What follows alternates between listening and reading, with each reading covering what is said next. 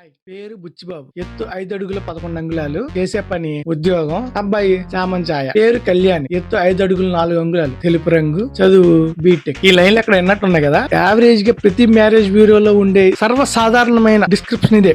అంటే ఒక అబ్బాయికి పెళ్లి చేయాలంటే చూడాల్సింది ఏంటంటే ఎత్తు, ఏం చేస్తాడు, కలర్ ఏంటి. అమ్మాయికి పెళ్లి చేయాలంటే చూడాల్సింది ఏంటంటే ఎత్తు ఎంత, ఏం చేస్తుంది, కలర్ ఏంటి, ఏం చదువుకుంది. ఇన్ని చూస్తున్నా సరే పెళ్లిళ్ళు అవ్వదు. ఎందుకంటారు? తల నెరిసిన పదిలే మ్యారేజ్ బ్యూరోలు. అదేనండి, అమ్మమ్మలు, నాయనమ్మలు, తాతయ్య ఇళ్లలో లేకపోవడం వల్ల అసలు వీళ్ళు పెళ్లి చేయడంలో ఎంత ఎక్స్పర్ట్ అంటే వాళ్ళ పిల్లలకి పెళ్లిళ్ళు చేసి వాళ్ళ బాధ్యతలన్నీ తీరిపోయిన తర్వాత కొద్దిగా ఆళ్ళ పనులు మాత్రమే వాళ్ళు చేసుకునే తోపుకున్న తర్వాత వాళ్ళు చేసి అతి ఇంపార్టెంట్ డ్యూటీ ఏంటంటే మనవాళ్ళకి మనవరాలకి పెళ్లి చేయడం. వీళ్ళు పెళ్లికి వెళ్ళినా, కారంటానికి వెళ్ళినా, శ్రీమంతానికి వెళ్ళినా, పూజకి వెళ్ళినా, ఆఖరికి చావింటికి వెళ్ళినా సరే వీళ్ళ కెమెరా ఏ పనిలో ఉంటాయి. అంటే ఏ అక్క కూతురు కొడుక్కి, ఏ అన్న కొడుకు కూతురుని ఇస్తే వీళ్ళిద్దరు కుటుంబాలు బాగుంటాయి అనే క్యాలిక్యులేషన్స్ లో వీళ్ళు ఉంటారన్నమాట. వీళ్ళకి 10 నిమిషాల ముందు పొయ్యి మీద పెట్టిన పాలు మర్చిపోతారు. రోజు వెళ్లే వంటింట్లో ఏ సరుకులు ఎక్కడ పెట్టావో మర్చిపోతారు. వయసుతో పాటు ఈ మతిమరుపు పెరుగుతుంది. కానీ ఎప్పుడో 2 ఏళ్ల క్రితం వెళ్ళిన ఒక పెళ్లిలో 2 ఏళ్ల తర్వాత ఆ అబ్బాయి పెళ్లిడికి వస్తాడు అని గుర్తు పెట్టుకున్న పిల్లోడు మాత్రం ఈ రోజు కూడా గుర్తుంటాడు. పెళ్లి మాటలు రాగానే అరే నేను అప్పుడు పెళ్లిలో చూశాను, వాడికి పెళ్లిడికి వచ్చేసి ఉంటాడు,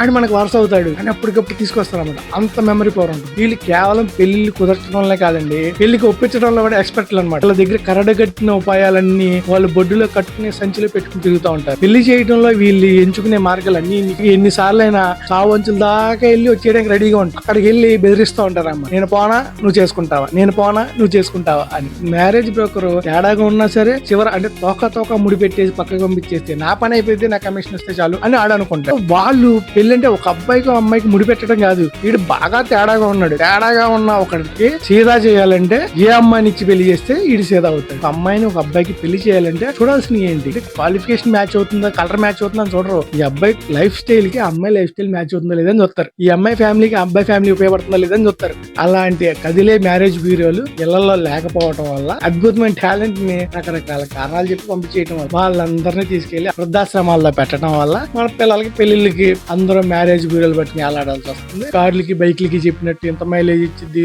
కలర్ ఈ కలర్ బాగుందని పెళ్లిళ్ళు చేయడానికి పరమ చెత్త డిస్క్రిప్షన్లు ఇచ్చి సంబంధాలు ఎత్తుకుంటూ కూర్చోవాల్సి వస్తుంది. ఇలాగే మా అమ్మమ్మలు, తాతయ్యలు, నానమ్మలు మన ఇళ్లలో కలిసి ఉండకపోవడం వల్ల ఇంకా ఏమైనా పెద్ద పెద్ద ప్రాబ్లమ్స్ మనం ఫేస్ చేస్తుందో అనిపిస్తే కింద కామెంట్ లో కామెంట్ చేయండి. అంతవరకు జై హింద్.